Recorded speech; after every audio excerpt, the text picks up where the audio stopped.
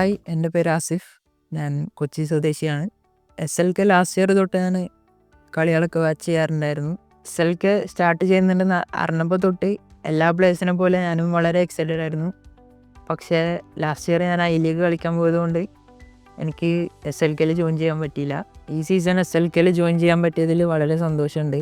കഴിഞ്ഞ പ്രാവശ്യം മികച്ച പ്രകടനം നടത്തിയ കണ്ണൂർ വാരിയേഴ്സിന് വേണ്ടിയാണ് ഞാൻ കളിക്കുന്നത്. കണ്ണൂർ വാരിയേഴ്സിൻ്റെ മാച്ചസൊക്കെ ഞാൻ ലാസ്റ്റ് ഇയർ കാണാറുണ്ടായിരുന്നു.